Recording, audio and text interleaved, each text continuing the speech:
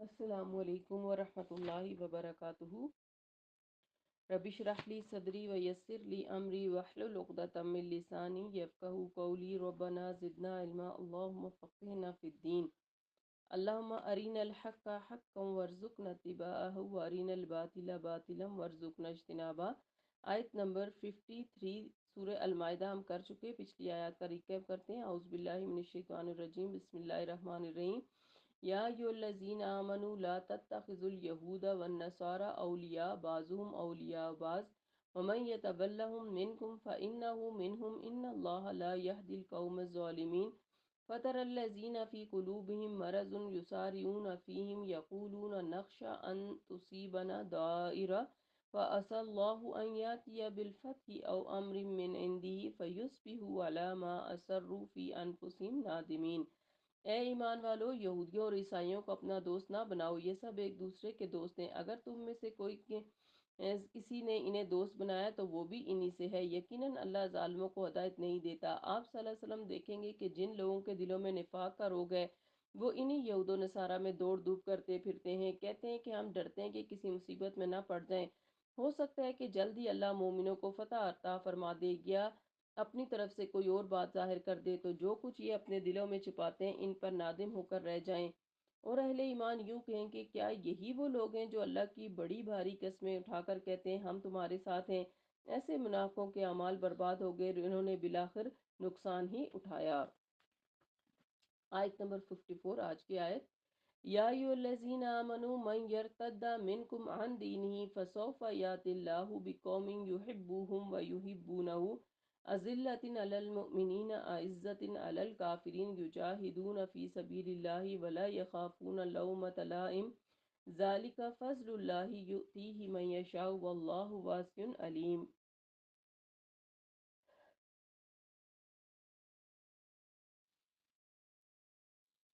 اے ایمان والو، اگر تم میں سے کوئی اپنے دین سے پھرتا ہے تو پھر جائے، عنقریب اللہ ایسے لوگ لے آئے گا جن سے اللہ محبت رکھتا ہو اور وہ اللہ سے محبت رکھتے ہوں، مومنوں کے حق میں نرم دل اور کافروں کے حق میں سخت ہوں، اللہ کی راہ میں جہاد کریں اور کسی ملامت کرنے والے کی ملامت سے خوفزدہ نہ ہوں۔ یہ اللہ کا فضل ہے، جسے چاہے دے دے، وہ بہت فراغی اور سب سے کچھ جاننے والا ہے۔ اس آیت میں مرتدین کے متعلق پیشن گوئی کی یہ گئی ہے، یعنی جو دین سے پھر گئے۔ جب رسول اللہ صلی اللہ علیہ وسلم کی وفات ہو گئی تو اکثر قبائل عرب نے یہ سمجھا کہ اسلام کو جتنی کامیابیاں اور کامرانیاں نصیب ہوئیں ان کا باعث صرف رسول اللہ صلی اللہ علیہ وسلم کی ذات تھی، جن پر وحی کے ذریعے سے ہر وقت مسلمانوں کے لیے حالات کے مطابق ہدایات نازل ہوتی رہیں۔ اب چونکہ آپ صلی اللہ علیہ وسلم انتقال کر چکے ہیں، لہٰذا اب پھر کفر کو غلبہ نصیب ہوگا۔ اس خیال سے عرب کے بہت سے قبائل اسلام سے مرتد ہو گئے اور بعض کہنے لگے کہ اب زکوٰۃ ادا کرنے کا اور اسلام کی دوسری پابندیاں سہنے کا کیا فائدہ۔ آپ صلی اللہ علیہ وسلم کی وفات کے فوراً بعد مسلمانوں کو انتہائی نازک اور ہنگامی حالات سے دوچار ہونا پڑا۔ ایک تو مسلمانوں کو آپ صلی اللہ علیہ وسلم کی وفات کا سخت صدمہ تھا، دوسرے اسی حالت میں بہت سے قبائل مرتد ہو گئے تھے جن سے جہاد لازمی تھا، تیسرا بعض قبیلوں نے زکوٰۃ کی ادائیگی سے سرے سے انکار کر دیا، حالانکہ اس وقت جہاد کے لیے بہت زیادہ اخراجات کی ضرورت تھی۔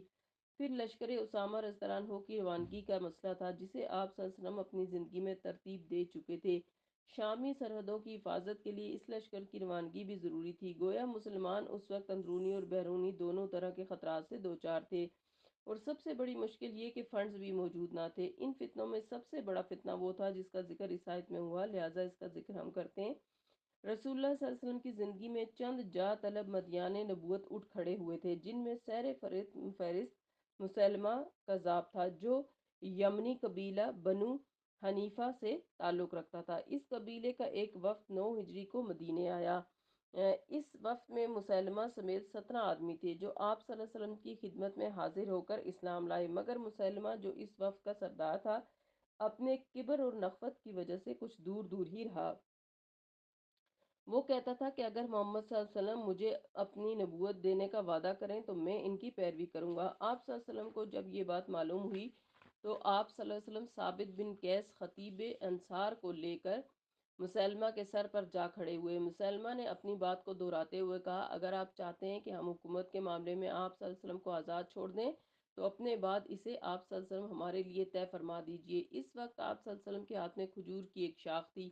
آپ صلی اللہ علیہ وسلم نے اس کی طرف اشارہ کرتے فرمایا، اگر تم مجھ سے اس معاملے میں یہ چھڑی بھی مانگو تو میں نہیں دینے کا، اور یاد رکھو تم اللہ کے فیصلے سے آگے نہیں جا سکتے، اور تم نے پیٹھ پھیری تو اللہ تعالیٰ تمہیں توڑ دے گا۔ اللہ کی قسم، میں تو تجھے وہی آدمی سمجھتا ہوں جو مجھے خواب میں دکھایا گیا تھا۔ پھر آپ سمجھانے کا معاملہ ثابت بن قیس کے سپرد کر کے واپس چلے آئے۔ صحیح بخاری کی حدیث ہے۔ سب سے پہلے مرتدین مسلمہ کذاب اور اس کی گمراہ امت۔ واپس جا کر مسلمہ اس معاملے پر غور کرتا رہا، بالآخر اس نے خود نبوت کا دعویٰ کر دیا اور کہا کہ مجھے کاروبار نبوت میں رسول اللہ صلی اللہ علیہ وسلم کے ساتھ شریک کیا گیا ہے۔ اس نے اپنی قوم کے لیے زنا اور شراب کو حلال کر دیا، تاہم آپ صلی اللہ علیہ وسلم کی رسالت کی شہادت بھی دیتا رہا، یعنی اس نے بھی ذلی نبی ہونے کا دعویٰ کیا تھا۔ اس مراد سے قوم نے اس کی قدر و قیمت منزلت بور ہو گئی اور اسے یمامہ کا رحمان کہا جانے لگا۔ پھر رسول اللہ صلی اللہ علیہ وسلم کو خط لکھا کہ مجھے آپ کے ساتھ اس کام میں شریک کر دیا گیا ہے، آدھی حکومت ہمارے لیے اور آدھی قریش کے لیے۔ آپ صلی اللہ علیہ وسلم نے اسے جواب لکھا، زمین اللہ کے لیے ہے اور وہ جسے چاہتا ہے اسے اس کا وارث بنا دیتا ہے، اور انجام متقین کے لیے۔ پھر مسلمہ نے آپ صلی اللہ علیہ وسلم کی طرف دو قاصد ابن نواحہ اور ابن اثال بھیجے۔ آپ صلی اللہ علیہ وسلم نے ان سے دریافت فرمایا، تم گواہی دیتے ہو کہ میں اللہ کا رسول ہوں؟ وہ کہنے لگے، ہم گواہی دیتے ہیں کہ مسلمہ اللہ کا رسول ہے۔ آپ صلی اللہ علیہ وسلم نے فرمایا، میں اللہ اور اس کے رسولوں پر ایمان لایا، اگر قاصد کو قتل کرنا جائز ہوتا تو میں تم دونوں کو قتل کر دیتا۔ یہ مسند احمد کی روایت ہے۔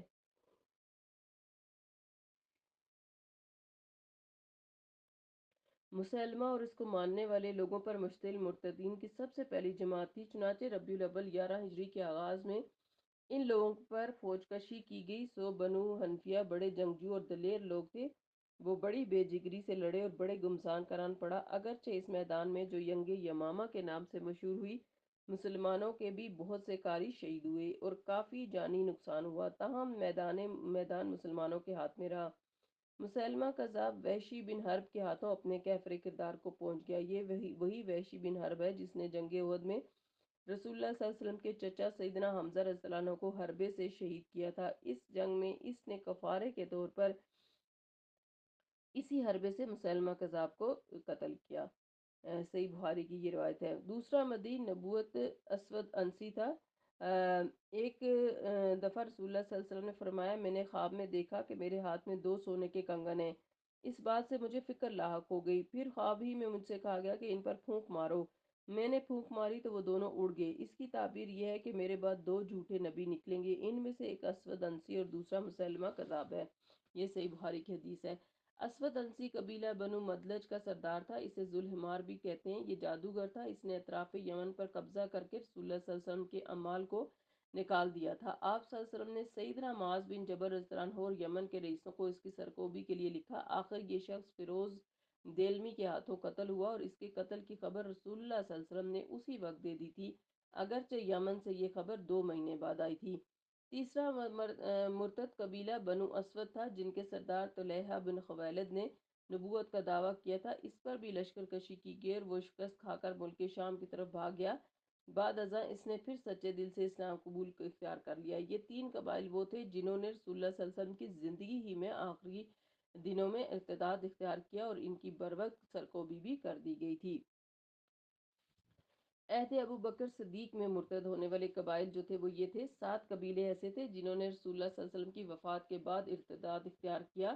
ان میں نمبر 1 عینہ بن حسن کی قوم فزارہ، نمبر 2 کراتہ بن سلمہ کوشیری کی قوم غطفان، نمبر 3 فجارہ بن عبد یا لیل کی قوم بنو سلیم، مالک بن نویرہ کی قوم بنو یربو، بنو تمیم کے بعض لوگ جو سجا بنت منظر کے مرید ہو گئے تھے، اس عورت نے بھی نبوت کا دعویٰ کیا تھا اور مسلمہ سے نکاح کر لیا تھا۔ اور چھٹے اشعت بن قیس کی قوم کندہ، ساتویں بحرین بن حتم بن زید کی قوم بنو بکر بن وائل۔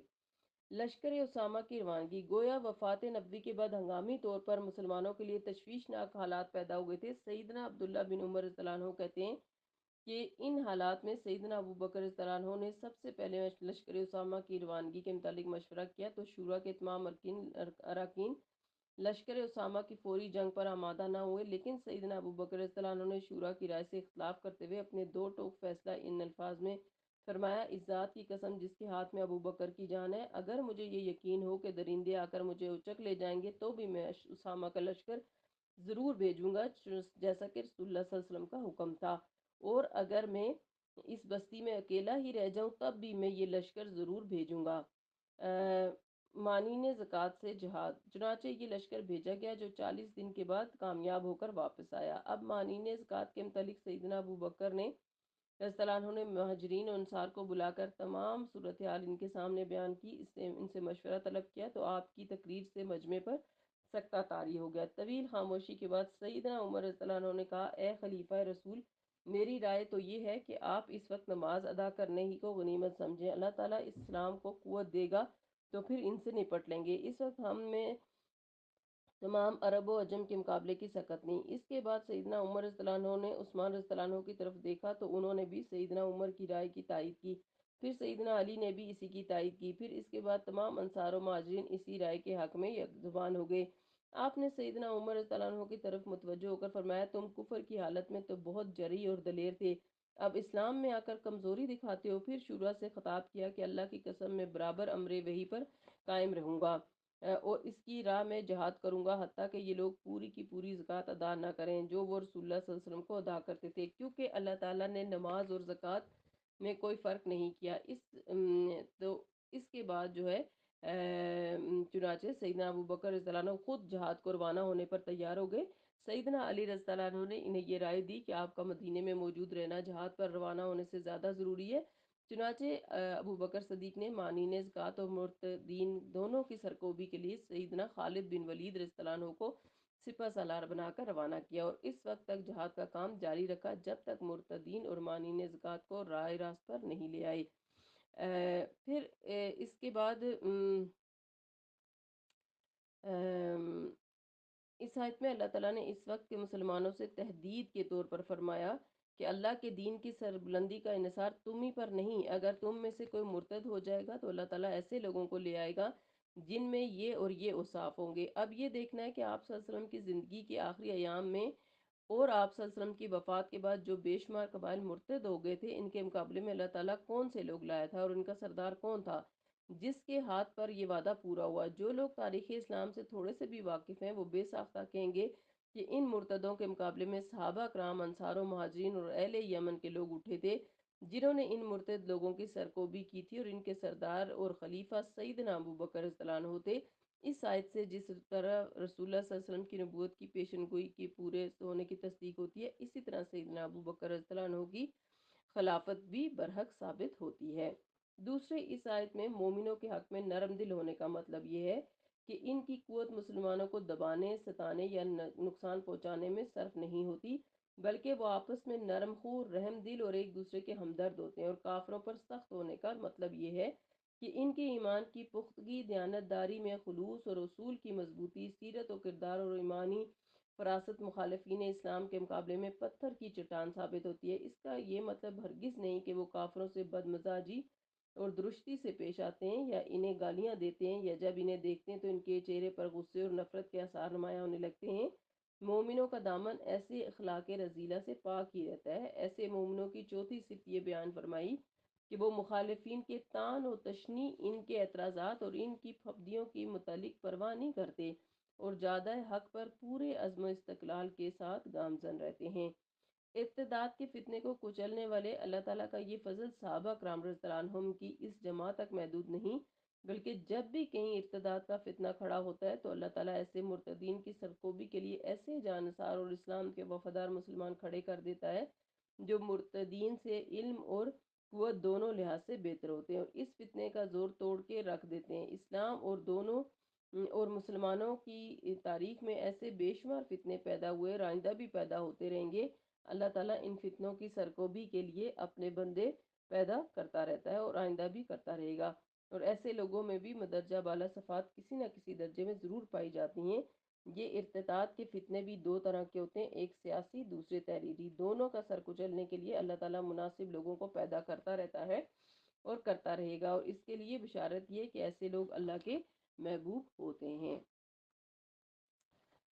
آج کی آیت میں ہم نے بہت تفصیل کے ساتھ جو ہے وہ مرتدین کے بارے میں اور مانین زکوٰۃ یعنی زکوٰۃ سے انکار کرنے والوں کے بارے میں پڑھا۔ اور جو خاص بات ہمارے عمل کے لیے اس آیت میں ہے وہ یہ ہے کہ اللہ تعالیٰ نے یہ کہا کہ اگر تم اللہ کی راہ میں نہیں لڑو گے اور اللہ کے دین کے لیے کام نہیں کرو گے تو اللہ تمہیں لے جائے گا اور تمہاری طرح جگہ ایسی قوم کو پیدا کر دے گا جو اللہ سے محبت کرتے ہوں گے اور اللہ ان سے محبت کرتا ہوگا۔ تو یہ آیت ہمارے لیے بھی بہت عمل کی بات ہے، اس میں بہت سبق ہے کہ اگر ہم اپنی اس زندگی میں اللہ کے دین کو اہمیت نہیں دیں گے، اللہ کے دین کو پڑھنے سمجھنے کے لیے وقت نہیں لگائیں گے اور اس کو آگے پھیلانے کا کام ہم اپنے ذمہ نہیں لیں گے، تو اللہ کا دین تو غالب آ کر رہنے والا ہے، اللہ اپنے دین کو ہر حال میں غالب لے آئے گا۔ لیکن میں اور آپ اگر یہ کام نہیں کریں گے تو اللہ تعالیٰ ہمیں بھی لے جائے گا اور ہماری جگہ اللہ ایسے لوگوں کو پیدا کرے گا جو ہم سے بہتر ایمان والے ہوں گے اور زیادہ دین